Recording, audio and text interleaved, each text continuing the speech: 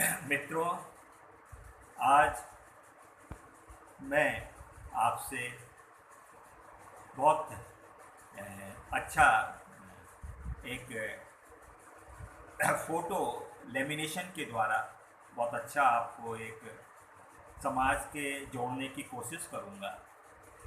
आपको बहुत अच्छा लगेगा। हमारे जो समाज सेवी हैं, हमारे जो राजनेता हैं, उन्होंने किस प्रकार से हमारे विश्व एकता अभियान को, जय जगत के अभियान को, वसुधैव कुटुंबकम के अभियान को समाज में पहुंचाने के लिए हमारा सहयोग किया। हमने उनके चित्र बनाए, जो महत्वपूर्ण दृश्य थे, जो महत्वपूर्ण फ़ोटो थी, उसको हमने लेमिनेशन चित्र बनाए ताकि उस महत्वपूर्ण दृश्यों से लोगों को परिचित करा सकें। तो मित्रों, हम आपके पास, आपके साथ, आपके परिवार में, आपके मोबाइल में, आपके व्हाट्सएप में, आपके फेसबुक में, आपके यूट्यूब में हर तरह से प्रयास करके हम आपसे बातचीत करने का प्रयास करते हैं। आपका हम ये सहयोग चाहते हैं कि हमारे जो वीडियो बनाए जाते हैं ये आपके द्वारा बनाए गए हैं, आपकी भावनाओं को ध्यान में रखकर बनाए गए हैं, आपके पारिवारिक एकता को विकसित करने के लिए बनाए गए हैं, आपकी सामाजिकता को विकसित करने के लिए। क्योंकि मैं एक आपका वरिष्ठ परिजन हूँ, तो ये मेरा दायित्व बनता है कि जो भी मैंने 64 साल की आयु में जो भी अच्छे बुरे अनुभव प्राप्त किए हैं, उसको किस प्रकार से आज की तकनीकी के माध्यम से, आज की जो टेक्नोलॉजी है, उसका सदुपयोग करते हुए आपके पास पहुंचूं और आपको अपने अनुभव से, अपनी योग्यता से, अपनी क्षमता से लाभान्वित करने का प्रयास करूं। तो मित्रों, इन वीडियो को आप कान में ईयरफोन लगा लिया करिए, तो इन विचारों को सुनने में आपको सुविधा होगी। अगर अकेले हैं आप, तो आप अपने कान में वीडियो लगा सकते हैं। यदि आप लैपटॉप का उपयोग करते हैं तो उसकी वॉइस बढ़ा दीजिए, और जो भी परिवार के सदस्य उस समय खाली हों उनको भी बैठा लिए, क्योंकि ये हमारा पारिवारिक एकता का मिशन है। बच्चों की शिक्षा के बारे में हमारा जो अनुभव है, उसका एक मीनिंगफुल एजुकेशन, क्वालिटी एजुकेशन का हमारा ये मिशन है। Education is the most powerful weapons which can use to change the world require to change. शिक्षा सबसे शक्तिशाली हथियार है जिसके द्वारा विश्व को बदला जा सकता है, और विश्व बदलाव चाहता है। हम लोग 20वीं सदी की शिक्षा प्राप्त किए, क्योंकि हम लोग 20वीं सदी में हम लोग का जन्म हुआ। आज के जो युवा हैं वो 21वीं सदी में जी रहे हैं। 20 साल जो 2001 में पैदा हुए होंगे, आज वो 20 साल के हो गए होंगे, युवा हो गए होंगे। तो आज की शिक्षा को 21वीं सदी की चुनौतियों के अनुकूल होना चाहिए। बच्चों को इस तरह से विकसित किया जाए, उनके माइंडसेट, ऐसा माइंडसेट बनाया जाए जिससे कि वो 21वीं सदी की जो चुनौतियां हैं उसका समाधान ढूंढ सके। हमें धर्म के मुख्य मूल उद्देश्य को उनको बताना चाहिए। सभी धर्मों से उनको प्रेम करने की, अच्छे अच्छे विचार देना चाहिए। ईश्वर एक है, धर्म एक है, मानव जाति एक है, सभी एक मानव जाति है। और हम जो छोटे छोटे समुदाय में हैं, तो अपने समुदाय के द्वारा भी हम विश्व एकता के लिए काम करें, विश्व शांति के लिए काम करें, और वसुधैव कुटुंबकम के लिए काम करें। यही हमारा संकल्प होना चाहिए, यही हमारे जीवन का उद्देश्य होना चाहिए। और अपनी नौकरी या व्यवसाय के द्वारा अपनी आत्मा का विकास करें। तो मित्रों, कुछ चित्र हम आपके सामने प्रस्तुत कर रहे हैं। ये देखिए, ये हमने लेमिनेशन का चित्र बनाया था। इसके द्वारा हम ये संदेश लोगों तक ले जा रहे थे, पहुंचा रहे हैं। बनो लोक माता अहिल्याबाई होलकर, अपनी आत्मशक्ति दिखलाओ। तो मित्रों, हमें अहिल्याबाई जी की तरह लोक कल्याण के लिए सबका भला अपना भला के सिद्धांत को अपनाते हुए उनकी तरह हमें कार्य करना है। आज की परिस्थितियों के अनुसार, आज की काल समय परिस्थितियों के अनुसार अहिल्याबाई जी ने अपने युग की समस्याओं को हल करने का प्रयास किया। मंदिर बनवाए, उनका जीर्णोद्धार करवाया, धर्मशालाएं बनाई, कुएं बनवाए। मगर आज के समय में विद्यालयों की आवश्यकता है, तो हम जगह जगह विद्यालय खुलवाने में सहयोग करें, बच्चों को क्वालिटी एजुकेशन देने में मदद करें। तो आज के अहिल्याबाई जी का जो जज्बा था, जो जुनून था, उसके अनुसार आज के युग के अनुसार हमें कार्य करना है। आज विश्व एकता, विश्व शांति की आवश्यकता है। तो मातु अहिल्याबाई जी के जो जज्बे से, जो जुनून से, उनके विचारों से जो निचोड़ निकलता है कि आज हमें सारी वसुधा को कुटुंब बनाना है। उन्होंने होलकर वंश से, जो कि इंदौर के आसपास का उनका राज्य था, उससे बाहर निकल के पूरे देश में उन्होंने कार्य किए, लोक कल्याण के, जन कल्याण के। तो ऐसी अहिल्याबाई होलकर जी को हम सत सत प्रणाम करते हैं। मित्रों, ये एक चित्र है। इस चित्र में हमारे आवास पे ही, हमारी छत के ऊपर हमने बहुत सारे छोटे छोटे कार्यक्रम किए, और हॉल में भी किए बड़े कार्यक्रम, एडिटोरियम में भी किए। मगर ये मैंने अपनी छत पे कार्यक्रम किया था, उसमें हमने मेधावी छात्रों को सम्मानित किया था, समाज सेवियों को सम्मानित किया था। तो हमारे बीएसपी के राज्यमंत्री जी पाल साहब इसमें आए थे मुख्य अतिथि के रूप में। ये हमारे क्या कहते हैं, पाल साहब हैं, जो कि राम स्वरूप पाल जी, और करीब लगभग 85-86 वर्ष की आपकी अवस्था है, आयु है। उसके बावजूद भी आपने अनेक वर्षों तक पाल टुडे का संचालन किया। उसके संस्थापक हैं आप पाल टुडे के, जो मासिक पत्रिका है। अब आप थोड़ा स्वास्थ्य की वजह से आपने और लोगों को दायित्व दिया हुआ है उसका। और ये मेरा चित्र है। मैं एक संयोजक के रूप में मैं हमारे मंत्री महोदय जो राज्यमंत्री का दर्जा प्राप्त थे, उनका सम्मान कर रहा हूँ। उनको एक प्रेस कार्ड जो है उनके द्वारा स्वीकार कर रहा हूँ। मित्रों, इस तरह से बहुत सारे अच्छी चित्र हम आपको इस वीडियो के माध्यम से संक्षिप्त में बताएंगे, दिखाएंगे। हमारे इसमें भी वही तीनों महापुरुष हैं, उनका चित्र दिखाई दे रहा है आपके सामने। एक सीडी हमने आपको भेंट की हुई है। हमारे रामराज पाल साहब गांधी जी हैं, जो कि यहाँ पर लखनऊ में पाल भवन बनाने में आपका विशेष योगदान रहा है। आप एक एडवोकेट भी हैं, और आपने अपने एडवोकेट मित्रों को लेकर पाल भवन के लिए लखनऊ में बहुत बड़ा योगदान दिया हुआ है। और ये अभी पाल भवन में कार्य चल रहा है।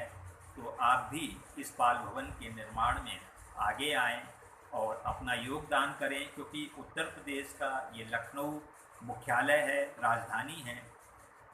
तो लखनऊ में पाल भवन बनेगा तो उससे पूरे प्रदेश का लाभ होगा, बल्कि पूरे देश से लोग लखनऊ आते हैं तो उस पाल भवन का सदुपयोग कर सकेंगे, वहाँ ठहर सकेंगे।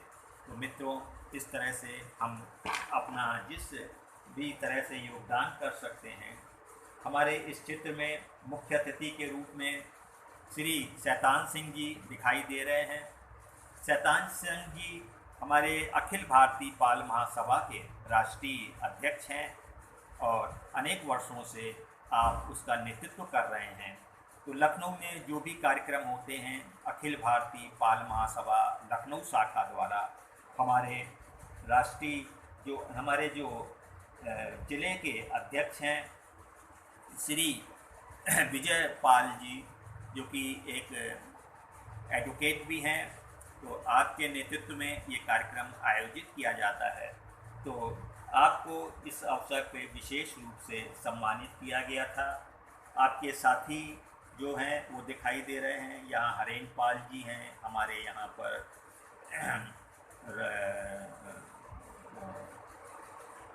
महामंत्री जी दिखाई दे रहे हैं।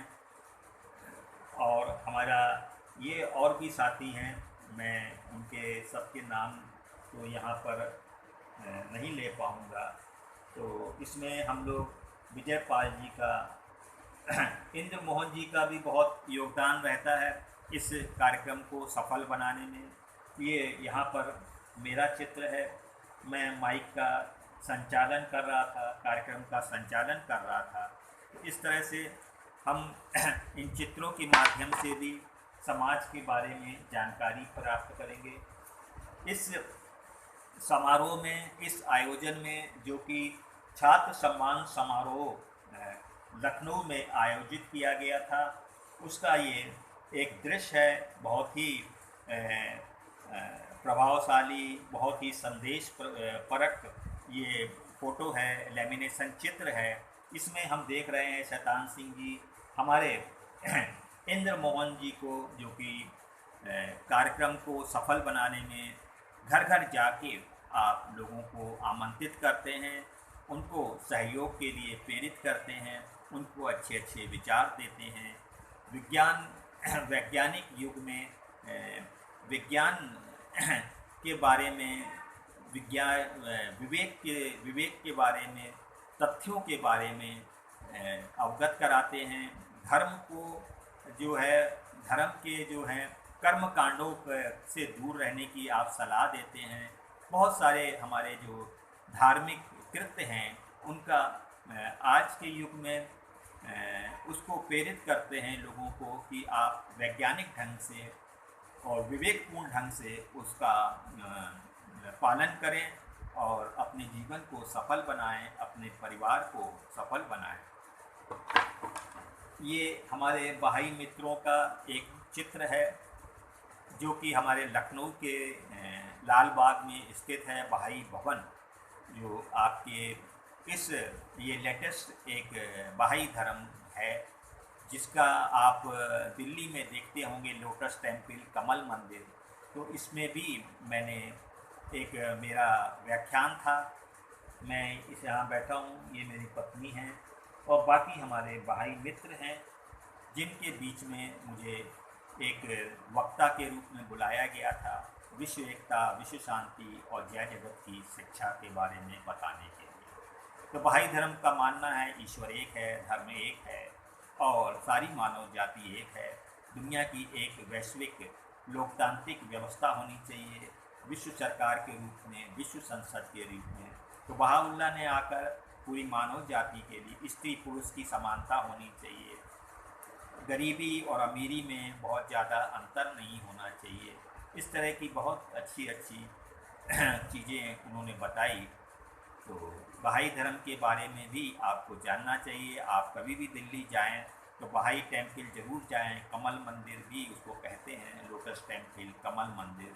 वहाँ जाएं, सभी धर्मों की वहाँ जाके प्रार्थना करें, आपकी आत्मा को उससे विकसित होने में मदद मिलेगी। मित्रों, अगला चित्र हमारे एक महापुरुष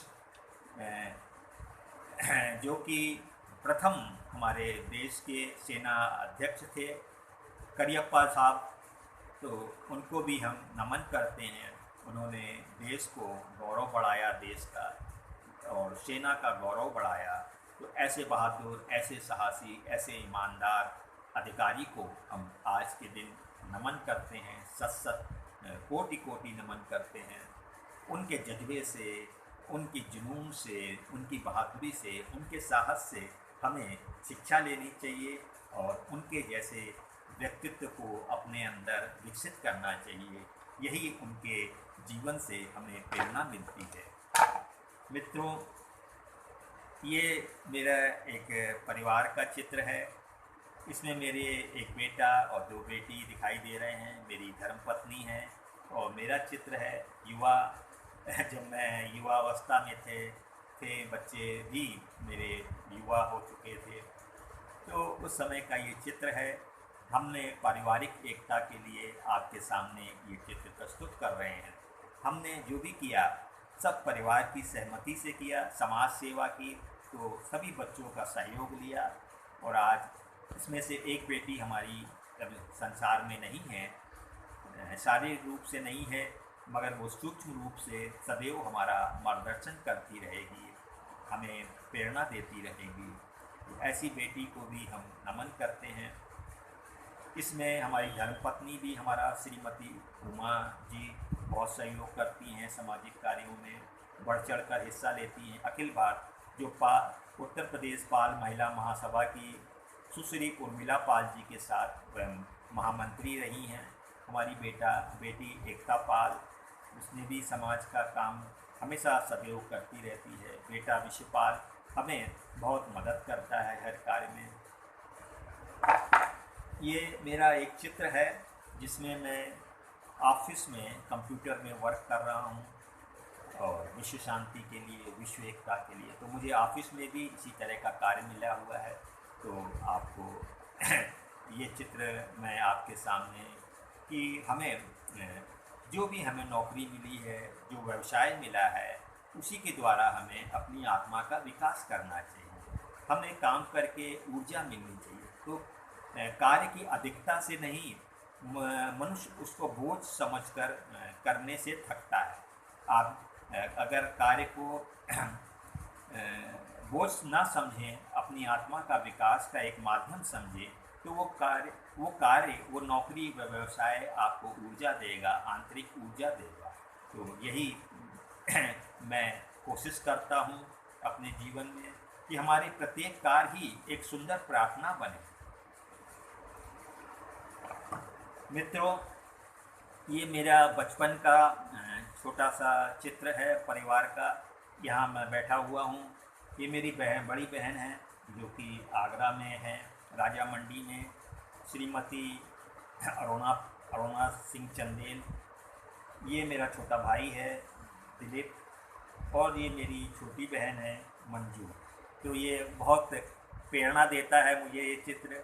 आपके भी बचपन के चित्र होंगे, आपको भी अच्छे लगते होंगे। बार बार देखने से आपको अपनी मासूमियत और अबोध और बिल्कुल बच्चों जैसे बच्चे होते हैं, वो ईश्वर के नज़दीक होते हैं।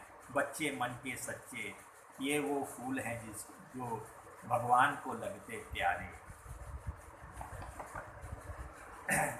ये मेरा एक चित्र है जो कि विवाह के अवसर का है। तो ये भी विवाह क्या है, ये चित्र मुझे प्रेरणा देता है। दो आत्माओं का मिलन है और उसमें परमात्मा, तीसरा परमात्मा साक्षी होता है। तो हम परमात्मा की साक्षी में, परमात्मा की उपस्थिति में दो वर और वधू प्रतिज्ञा लेते हैं जीवन के द्वारा, वैवाहिक जीवन के द्वारा अपनी आत्मा का विकास करने का, पारिवारिक एकता का, विश्व एकता का, विश्व शांति का। ये मेरे युवावस्था का चित्र है। आप भी युवा होंगे। अब मेरी 64 साल की आयु है। तो ये मेरी युवावस्था का चित्र है। शुरू से ही मुझे सामाजिक कार्यों की प्रेरणा मिलती रहती थी और मुझे फ़ोटोग्राफ़ी का भी बहुत शौक़ था। तो घर में कैमरा था, तो अक्सर हमारे मित्र भी थे कुछ फ़ोटोग्राफ़र, तो तरह तरह से हम लोग अपने चित्रों को खिंचवाते थे और मैंने आज भी उन चित्रों को बहुत संभाल के रखा हुआ है। ये हमारे लखनऊ में का आयोजन का चित्र है जिसमें कि मुझे और मेरी पत्नी को, श्रीमती उमा सिंह को और मुझे श्री मुख्य अतिथि श्री माननीय श्री शैतान सिंह जी द्वारा, जो कि मध्य प्रदेश के एक राज्य मंत्री का दर्जा प्राप्त व्यक्तित्व रहे हैं, राजनेता रहे हैं, और आपका मध्य प्रदेश में बीजेपी में बहुत बड़ा योगदान है। बीजेपी पार्टी के विचारों को आगे बढ़ाने में, तो आपके द्वारा हमें सम्मानित किया जा रहा है मंच पर। इसमें सुश्री उर्मिला पाल जी हैं, इंद्र मोहन जी हैं, हमारे कमल पाल जी हैं, और बहुत सारे हमारे जो अखिल भारतीय के पाल महासभा के प्रदेश अध्यक्ष कालका प्रसाद जी हैं, पाल जी, तो सभी को मैं नमन करता हूँ। उसके बाद ये चित्र है हमारा, हम लोग ने एक कार्यक्रम हमारे टी.एन. पाल जी का लखनऊ में आयोजित किया था। उसके द्वारा हम लोगों ने उनकी पुस्तक का विमोचन किया गया था। हमारे जो विश्व के सबसे बड़े शिक्षाविद डॉक्टर जगदीश गांधी, जो कि सिटी मॉन्टेसरी स्कूल लखनऊ के, जो कि विश्व का सबसे बड़ा विद्यालय है, उसके संस्थापक प्रबंधक हैं। तो सिटी मॉन्टेसरी स्कूल के हॉल में ही वह अहिल्याबाई जी के चित्र पर माल्यार्पण कर रहे हैं।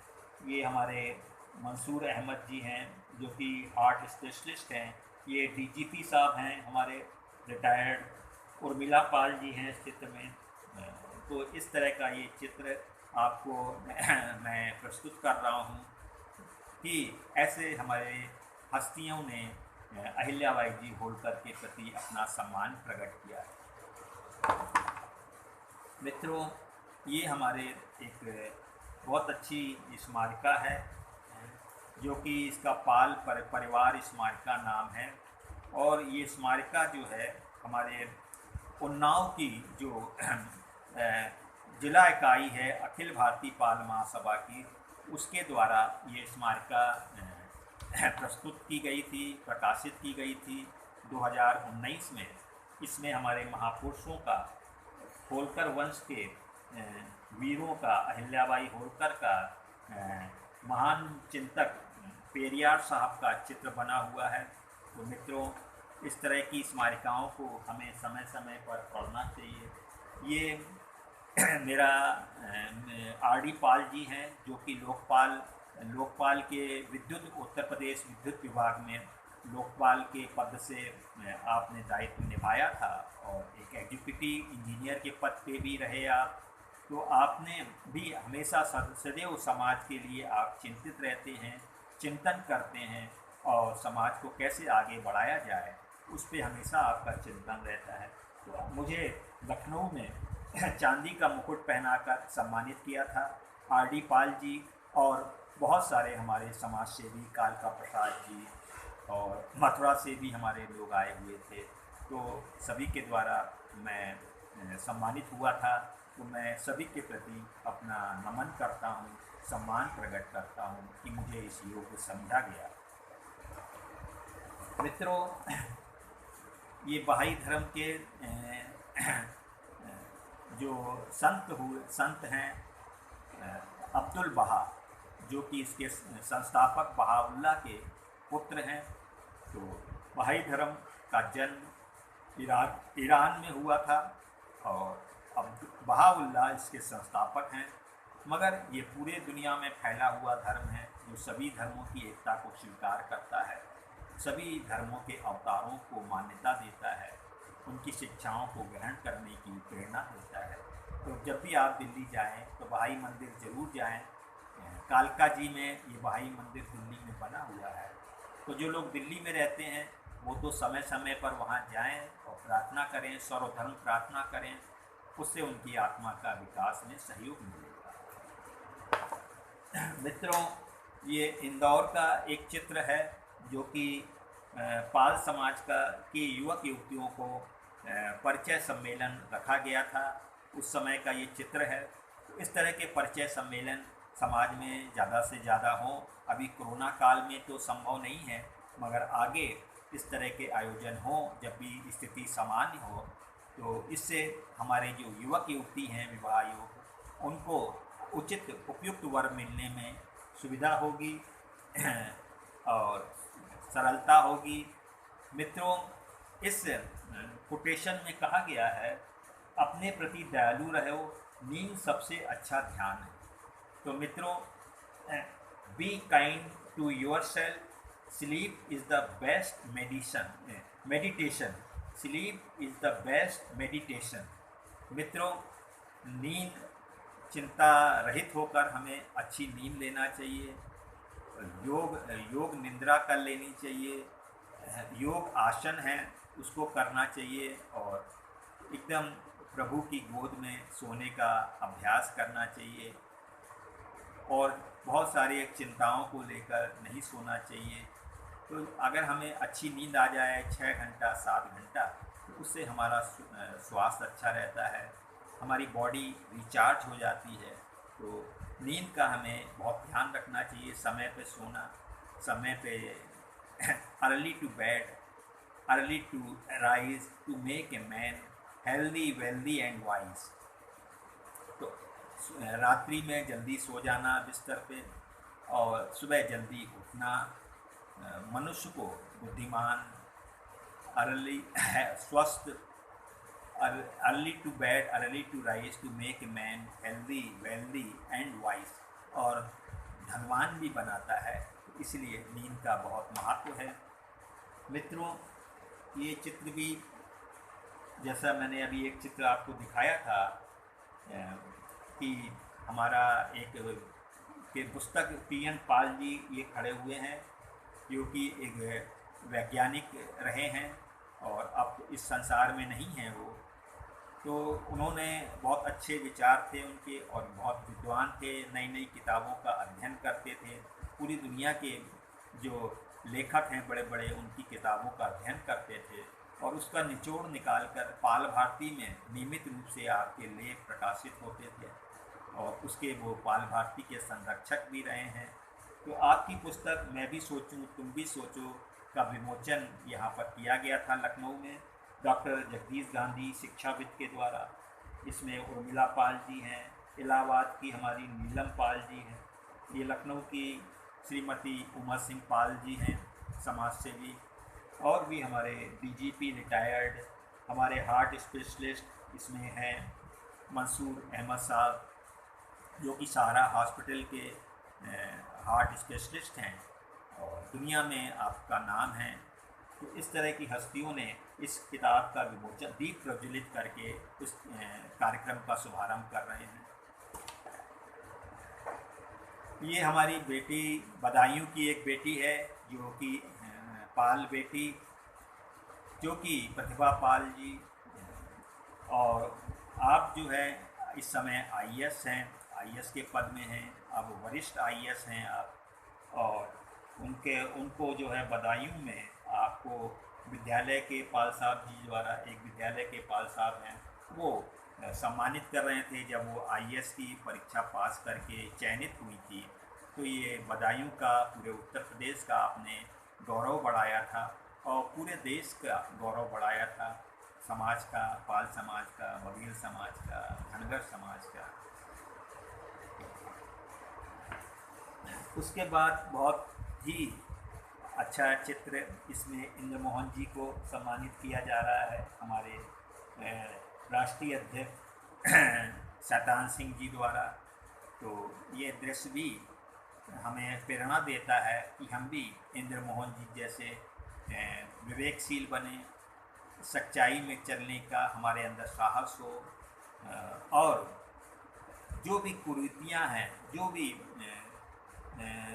बेफजूल के कर्मकांड हैं, उनका हम बहिष्कार करें, उनको छोड़ें, और जो धार्मिक वैज्ञानिक जो हमारा दृष्टिकोण है वो विकसित हो, और फिजूल खर्ची धर्म के नाम पे, विवाह के नाम पर जो भी हम फिजूल खर्ची करते हैं, दिखावा करते हैं, तो उससे बचें और अपने धन को का सदुपयोग करें, अच्छे कार्यों में लगाएं इस धन को। ये हमारा बहुत अच्छा एक और चित्र है जिसमें भरत गांधी जी, जो कि एक अच्छे विचारक हैं, मुझे इनसे परिचय कराने में हमारे सांसद जी, पूर्व सांसद राजा राम पाल जी का बड़ा योगदान रहा। राजा राम पाल जी ने एक पार्टी का गठन किया था, उसके वह संस्थापक थे। सुंदर सिंह बघेल जी और ब्रह्म प्रकाश जी जैसे महान राजनेताओं के साथ मिलकर सर्वोदय पार्टी, तो राजा राम पाल जी ने एक वोटरशिप का अभियान भी चलाया था उस पार्टी के माध्यम से। तो उन्होंने भरत गांधी जी की एक पुस्तक मुझे दी थी, संसद में वोटरशिप।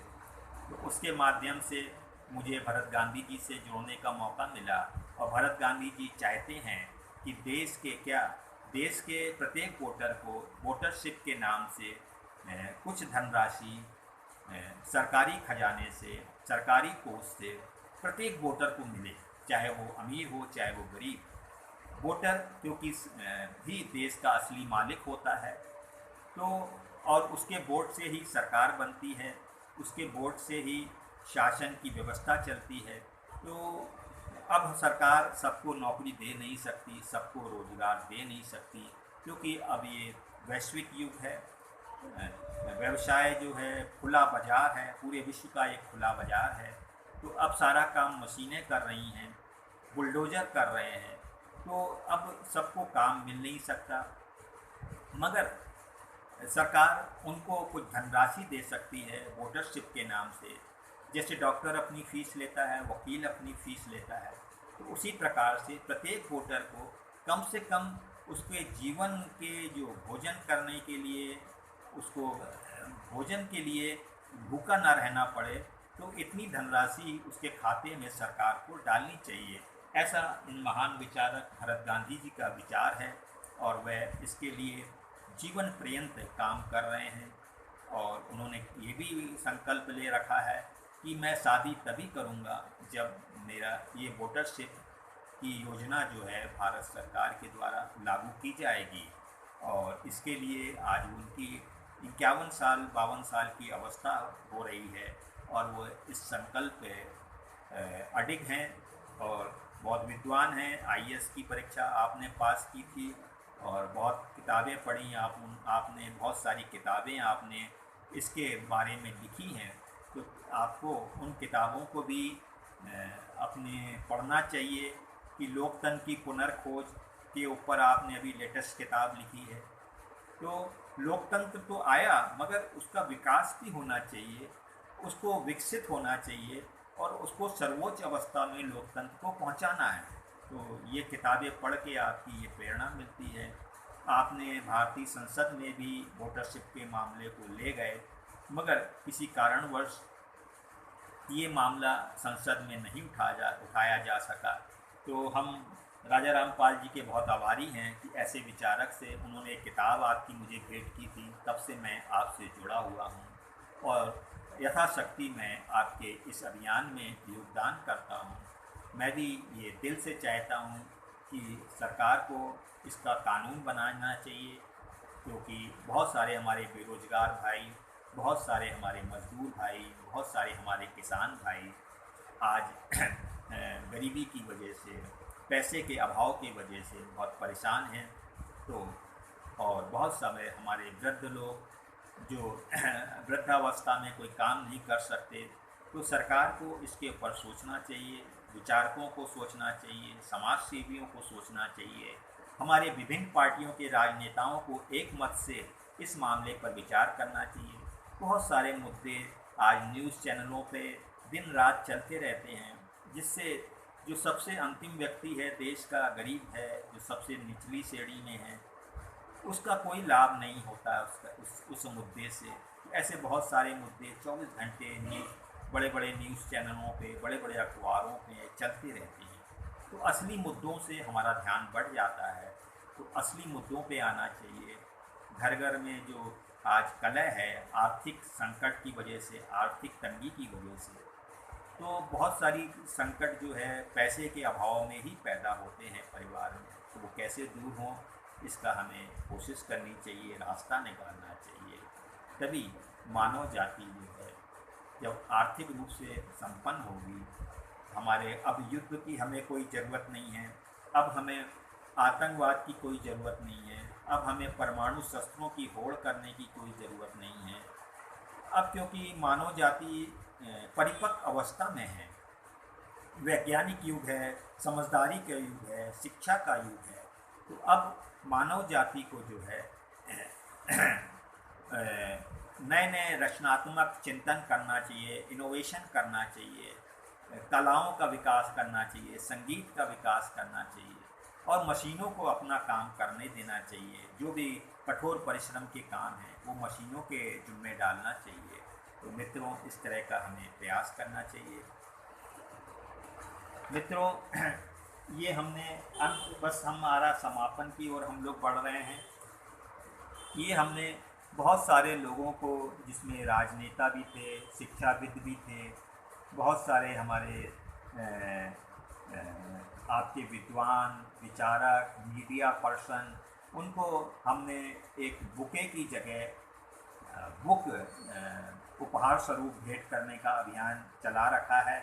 उसके माध्यम से हम जा जा के लोगों को गांव में, कस्बों में और शहर में किताब भेंट करते हैं।